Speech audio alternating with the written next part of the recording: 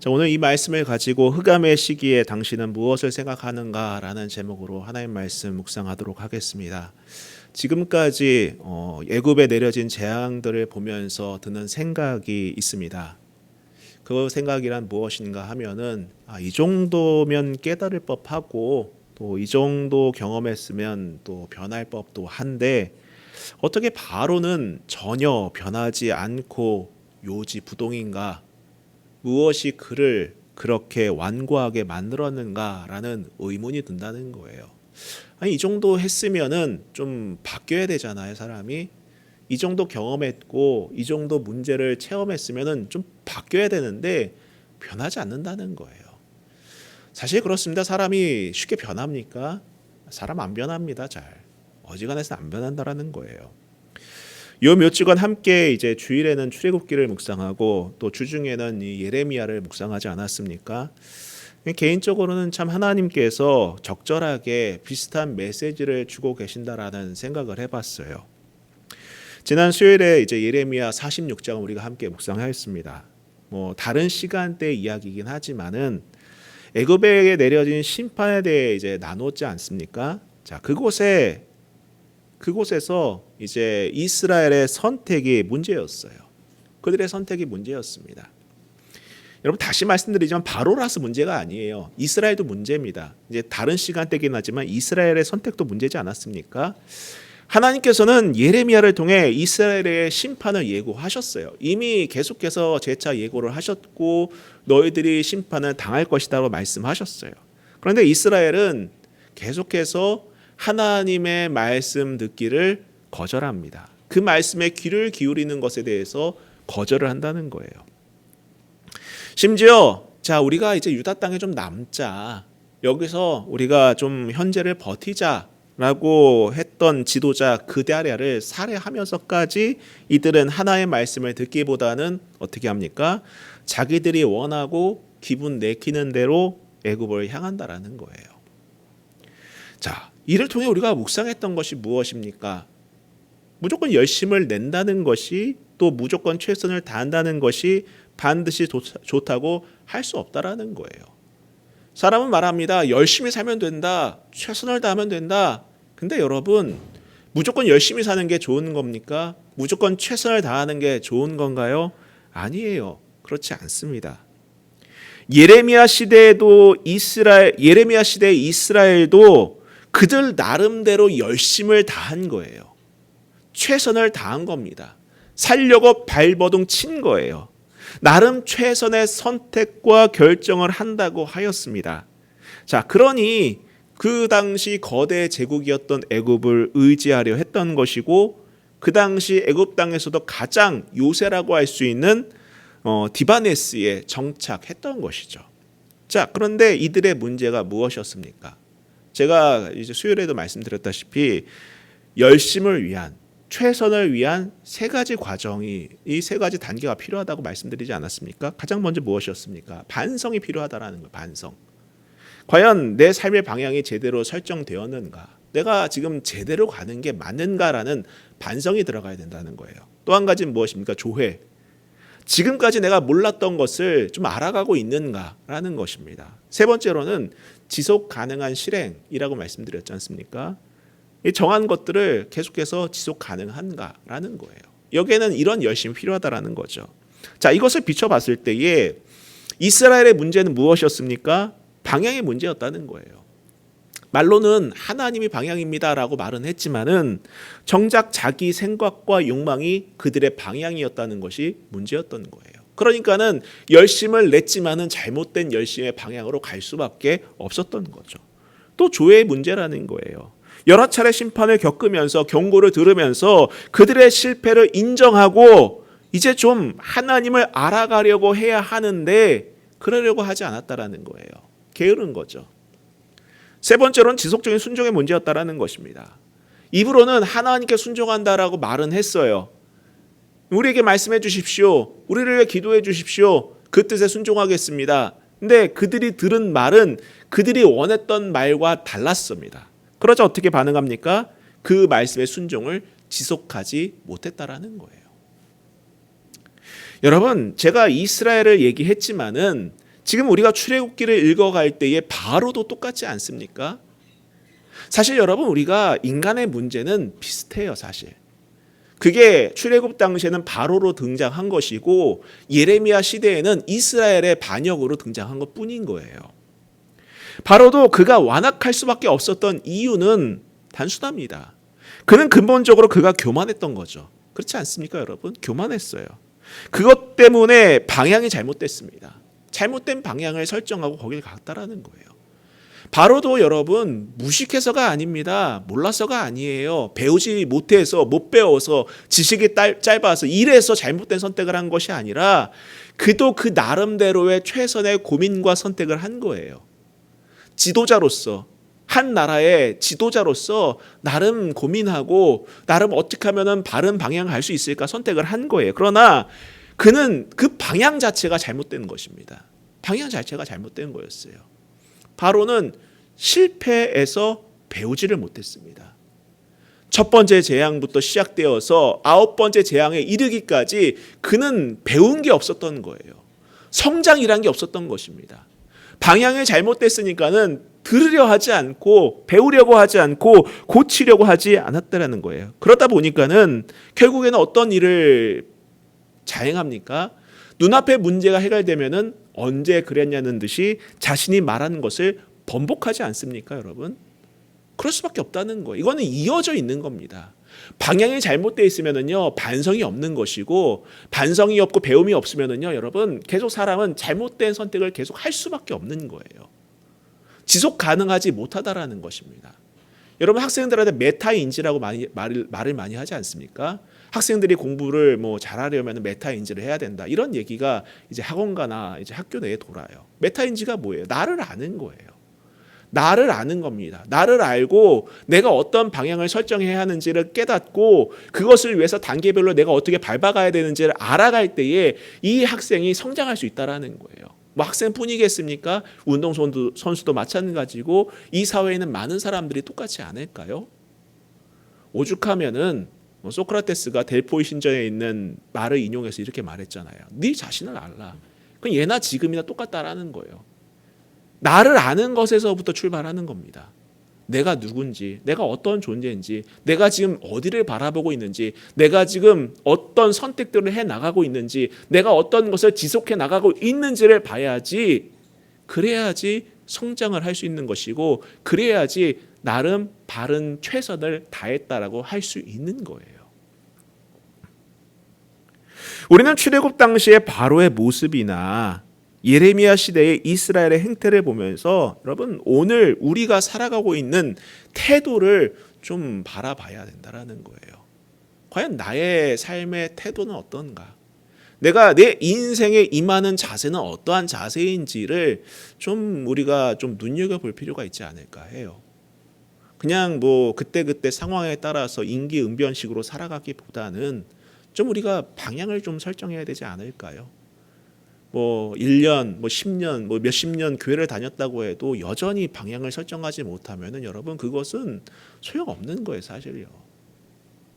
책상에 앉아 있다고 다 공부하는 것이 아닌 것처럼, 또 경기장에 앉아 있다고 해서 다 운동하는 것이 아닌 것처럼 여러분, 똑같다라는 거예요.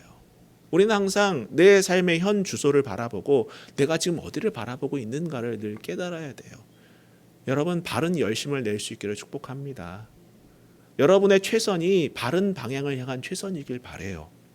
자, 오늘은 애굽에 내려진 재앙 중 9번째인 흑암의 재앙에 대해 이야기해 보도록 하겠습니다. 자, 21절을 다시 보면은 여호와께서 모세에게 이르시되 하늘을 향하여 내 손을 내밀어 애굽 땅 위에 흑암이 있게 하라. 곧 더듬을 만한 흑암이리라. 자, 점점 바로와 애굽은 파국으로 치닫고 있음을 보게 됩니다. 이처럼 여러분, 잘못된 열심, 교만, 그 완고함이 나라 전체, 그 개인의 인생뿐만 아니라 나라 전체를 멸망으로 몰아가고 있는 거예요. 안타깝지 않습니까, 여러분? 저는 우리의 인생이 이렇게 파국으로 치닫지 않기를 축복합니다. 여러분의 열심이 바른 열심이기를 다시 한번 부탁드립니다. 하나님께서는 여전히 완고한 바로에게 이제 9번째 재앙을 일으키시는데 여기엔 사전에 그 어떤 경고도 하지 않으세요. 지금까지는 경고를 하십니다. 이걸 해라. 안 그러면 이럴 것이다. 이걸 해야 된다. 안 그러면 이럴 것이다. 경고를 하는데 이 아홉 번째 재앙에서는 경고를 안 하세요. 그냥 내리십니다.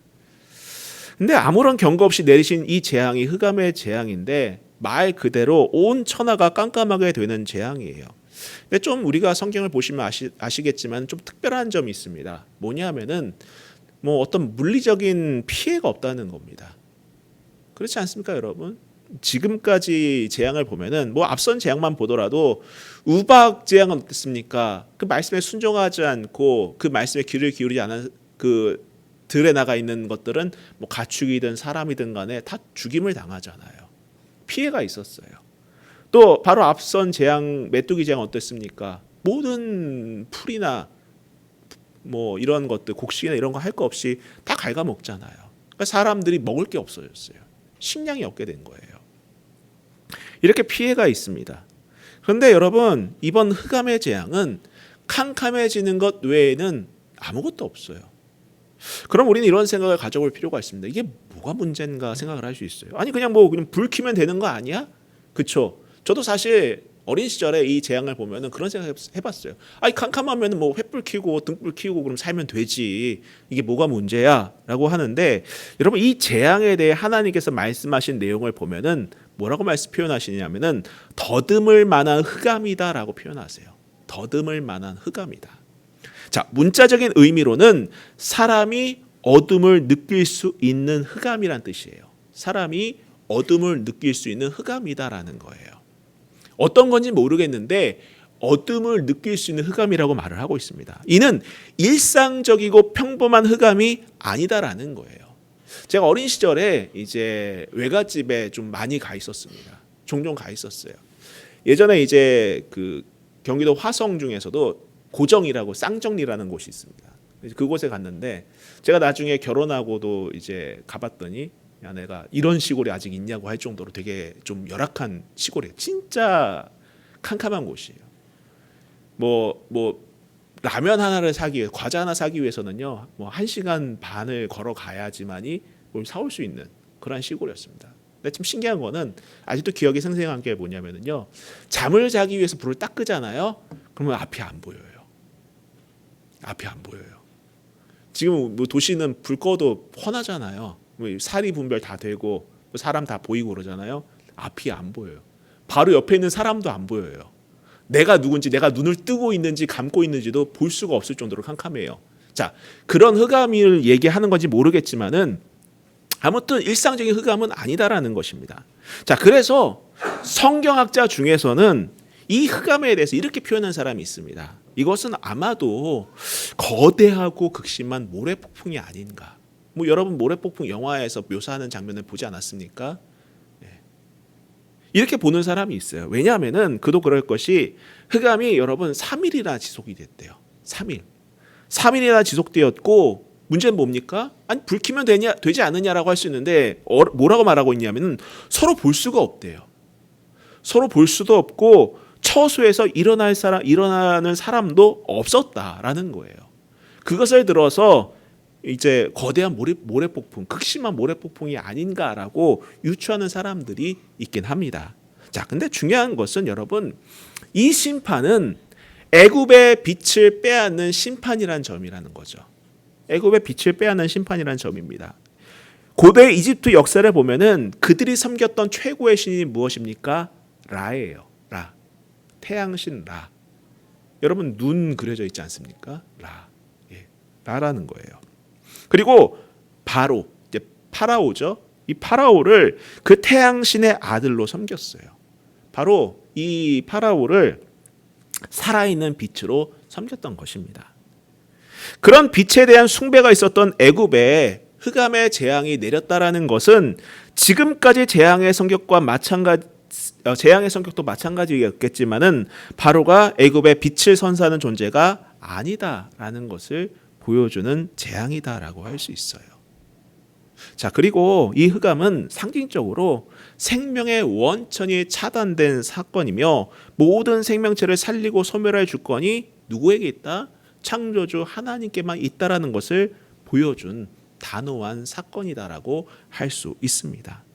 자, 그렇기 때문에 생명의 원천이신 하나님을 인정하지 않는 모든 관계는 생명이 없는 어둠일 뿐이다라는 것을 상징하는 재앙이다라고 할 수 있어요. 자, 계속해서 보시면 22절에 모세가 하늘을 향하여 손을 내밀매 캄캄한 흑암이 3일 동안 애굽 온 땅에 있어서 그동안은 사람들이 서로 볼 수 없으며 자기 처소에서 일어나는 자가 없으되 온 이스라엘 자손들이 거주하는 곳에는 빛이 있었더라. 자, 이 말씀에서처럼 흑암의 재앙은 단순히 짧은 시간 동안 일어난 사건이 아니었다라는 거예요. 자, 보통 우리가 이제 고대 사회를 보면은 고대 사회, 우리나라 역사 속에도 마찬가지예요. 개기일식이 일어나면은 깜깜하지 않습니까? 그러면은 뭔가 큰 문제가 있다. 그런 생각을 가진 때가 있었어요. 근데 그 개기일식조차도 여러분 지속 시간이 고작 2분에서 3분밖에 되지 않아요. 예. 일식을 말한다고 해도 고작 2, 3분밖에 되지 않는 시간입니다. 자, 그런데 3일 동안 흑암에 뒤덮였다라는 것과 또한 이스라엘 사람들이 있던 그 고센 땅에는 빛이 있었다라는 점은 이번 흑암이 자연적이 아니다라는 것을 증명한다라고 볼 수 있다라는 거예요. 이런 흑암이 지속되는 동안 애굽 사람들은 아무것도 할 수 없었습니다. 그 어떤 것도 할 수 없었어요. 성경에 기록되었다시피 사람들은 서로 볼 수 없었으며 자기 처소에서 일어날 수도 없었습니다. 하나님께서는 왜 바로와 이 애굽 사람들에게 이런 재앙을 예고도 없이 갑작스럽게 내리신 것일까? 여러분, 이것을 어떻게 보면은 나를 되돌아보는 재앙, 자아가 깨지는 재앙의 성격으로 볼 수도 있다라는 거예요. 우리는 보통 인생의 암흑기와 같은 시기를 보낼 때가 있습니다. 캄캄하죠. 앞이 캄캄하고 누구와도 소통할 수 없으며 일어날 힘조차 없는 시기를 겪을 때가 있어요. 그때 우리는 인생의 암흑기라고 말을 합니다. 미래가 보이지 않으니까요. 누군가를 만날 힘이 없어요. 교제를 할 수가 없습니다. 침대에서 내 잠자리에서 일어날 힘조차 갖지 못하는 그러한 시기를 겪을 때가 있습니다. 자, 그런 시기에는 여러분 몸이 힘든 게 아니에요. 정신이 힘듭니다. 정신이 힘들어요. 그럴 때 우리가 해야 할 것이 무엇입니까? 여러분, 뭘 해야 될까요? 어떤 걸 해야 되겠습니까? 나를 돌아봐야 된다는 거예요. 나를 돌아봐야 된다는 겁니다. 나 자신을 돌아보고 하나님을 생각하는 시간을 가져야 하는 거예요. 어쩌면 이 흑암의 재앙은 바로에게 또 애굽 사람들에게 그들 자신을 돌아보라고 하나님께서 내리신 재앙의 시기가 아니었을까라는 생각을 해볼 수 있다라는 거예요. 하나님께서는 바로가 좀 이 캄캄한 시기에 너를 한번 좀 돌아봐라. 너가 그동안 바라봤던 것들, 너가 의지했던 것들, 너가 결정했던 것들을 한번 좀 돌아봐라 라고 하셔서 주신 것일까? 아니에요. 주신 것이 아닐까 생각해 볼 수 있다는 것입니다. 자, 하나님은 바로가 자기 반성의 시간을 좀 갖기를 바라셨지만은 그가 생각하고 고민해서 내놓은 해답이 무엇일까요? 다음 9절에 나옵니다. 24절을 보세요.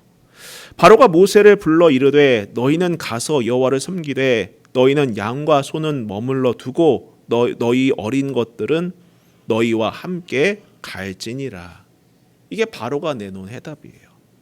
두려움에 사로잡힌 바로는 급히 모세를 다시 불러드립니다. 그리고 협상에 들어가요. 그리고 그가 기껏 내놓은 해답이 무엇입니까? 양과 소는 좀 두고 가라, 이거였어요. 양과 소는 두고 가라. 물론 앞선 재앙에서는 아이는 두고 가라 라고 말한 것에서는 좀 진일보한 선택이긴 하지만 그가 흑암의 시간에 고민하고 생각한 것이 하나님이 아니라 재물이었다라는 것을 드러내는 그의 발언임을 보게 된다라는 거예요. 내가 어떻게 하면 덜 손해볼지, 어떻게 하면 조금이라도 이익을 볼 수 있을지 생각하고 고민했던 것이 바로 바로의 생각이었던 것입니다. 여러분, 우리가 사는 이 세상에는 이처럼 바로와 같이 생각하는 사람들이 존재합니다. 무수한 하나님의 경고나 말씀을 보려거나 들으려 하지 않고 그저 자신의 욕망과 재물만을 쫓아가는 그러한 사람들이 존재한다는 거예요. 여러분, 모두가 아시다시피 돈만 쫓아가면 판단력이 흐려질 수밖에 없습니다. 흐려질 수밖에 없어요. 우리는 그런 얘기 하잖아요. 보이스피싱 왜 당하지? 어려운 사람이 왜 당하겠습니까? 대출 사기에 왜 당하지? 여러분, 돈만 보니까 그런 거예요. 주식 리딩방 뉴스에 심심치 않게 나오지 않습니까? 코인 투자방 이런 거 심심치 않게 나오지 않습니까? 왜 거기 유혹되는 겁니까? 돈만 바라보니까 그런 거예요. 이만큼 수익률 준다고 하니까는 판단력이 흐려진 겁니다. 이게 맞는 말인지 틀린 말인지를 분간을 못하는 거예요. 얼마 전에 고등학생이 마약 운반하다가 걸렸죠. 왜 그런 이상한 아르바이트에 넘어가는 겁니까?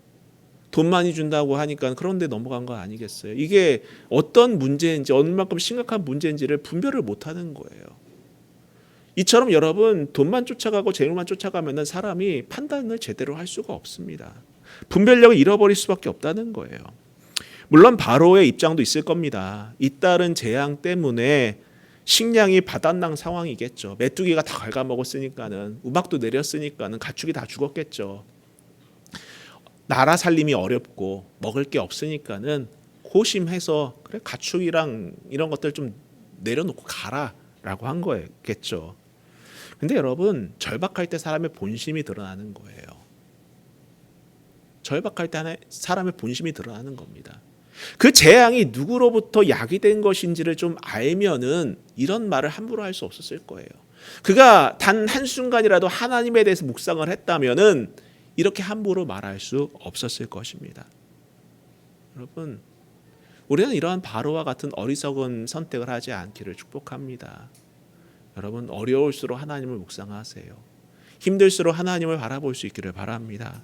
이에 모세는 분명하게 말하죠. 25절부터 보시기 바랍니다. 모세가 이르되 왕이라도 우리 하나님 여호와께 드릴 제사와 번제물을 우리에게 주어야 하겠고 우리의 가축도 우리와 함께 가고 한 마리도 남길 수 없으니 이는 우리가 그 중에서 가져다가 우리 하나님 여호와를 섬길 것이며 또 우리가 거기에 이르기까지는 어떤 것으로 여호와를 섬기는지 알지 못함이니이다. 모세는 가축을 다 가져가야 할 이유가 분명했습니다. 그들의 재산이었던 거기도 하지만 가축을 모두 가져가야 할 이유가 분명했어요. 무엇 때문입니까? 바로 예배하기 위해서라는 거예요. 그 이상도 이하도 아니었습니다. 예배하기 위해서였어요. 이것은 여러분 변명이 아닙니다. 여러분, 변명으로 핑계거리로 삼아서 우리 하나님께 예배드리려고 해 핑계거리 삼아가지고 가축을 끌고 가려고 하는 것이 아니라 혹은 하나님을 섬긴다라는 그 명목으로 손해를 안 보려고 그럴듯한 이유를 대는 것이 아니라 모세는 의중이 분명했다는 거예요. 하나님을 섬기겠다라는 거예요. 예배하겠다라는 것입니다. 어떤 것으로 하나님을 섬길지 모르기 때문에 우리는 다 가져가야 되겠다, 이 얘기를 하고 있다라는 거예요. 앞서 바로는 어떻게 하면은 손해를 보지 않을까 고민을 했죠. 어떻게 하면은 좀 재정적으로 손해 보지 않을까 이런 고민을 해서 궁리에서 내놓은 대안이 소와 양은 좀 놓고 가라였던 건데 모세는 그걸 보지 않은 거예요. 하나님이 우선순위였던 것입니다. 예배가 우선순위였던 거예요. 하나님께 예배하기 위해서 이것들을 우리는 가져가야 되겠습니다라는 겁니다. 여러분, 세상에서 성공한 사람들도 돈을 쫓으면 안 된다고 말해요. 예전에 이 셀러리맨의 신화라고 할 수 있는 아마 이제 투자를 좀 해보신 분들은 아실 거예요. 셀트리온이라는 기업을 아실 겁니다. 셀트리온, 우리나라 이제 그 약을 OEM에서 만들어준 회사인데 엄청나게 큰 회사예요. 근데 이 셀트리온 명예회장인 서정진 회장이 이제 강연하는 것을 좀 들어봤는데 강연 한번 여러분 들어보셔도 괜찮을 것 같아요. 근데 이분이 전달하는 핵심은 이겁니다. 뭐냐면요, 여러분 성공하길 원하십니까? 성공의 조건은 전공이 아니래요. 여러분의 전공이 아닙니다. 또 젊음도 아닙니다. 그것도 돈도 아닙니다. 그럼 무엇이냐? 바로 사람이다라는 거예요. 사람이다. 사람을 얻어야 된대요. 여러분을 돕는 사람들이 있어야 된다는 거예요. 말 그대로 사람을 얻어야 된다는 거겠죠. 하물며 여러분, 세상 사람들도 이렇게 얘기하는데 믿음의 사람은 어떻게 해야 되겠습니까? 그렇죠, 여러분? 믿음의 사람은 어떻게 해야 되겠습니까? 달라야 하지 않겠습니까? 입으로만 하나님 우선을 내세우는 것이 아니라 우리의 삶 속에서 하나님 우선주의로 살아가야 된다는 거예요. 나머지는 여러분 따라오는 것입니다. 저는 말씀을 준비하면서 문득 그 금도끼, 은도끼, 쇠도끼 그 동화가 생각이 났어요. 다 알지 않습니까, 여러분? 나무꾼이 도끼질하다가 도끼를 그 연못에 빠뜨렸는데 울고 있으니까는 금도끼가 네 거냐, 은도끼가 네 거냐, 쇠도끼가 네 거냐 했을 때 이 사람 평소에 정직하게 살았기 때문에 쇠도끼가 제 겁니다라고 하니까는 그때 이제 산신령이 이거 다 넣어줄게. 그렇죠? 근데 그 소식을 듣고 욕심쟁이가 와서 일부러 던져놓고 똑같은 반응을 했다라는 거예요. 근데 여러분, 우리가 좀 그 우화라든지 오늘 성경 말씀을 통해서도 좀 깨달아야 될 것은 정말 우리가 표면적으로 욕심내어서 그럴듯하게 하나님을 포장한 욕심을 내는 것이 아니라 여러분 진심으로 하나님을 바라보며 살아갈 수 있기를 바랍니다. 하나님을 우선순위를 두면은 나머지는 따라오는 거예요. 그건 따라오는 거예요. 따라오는 겁니다.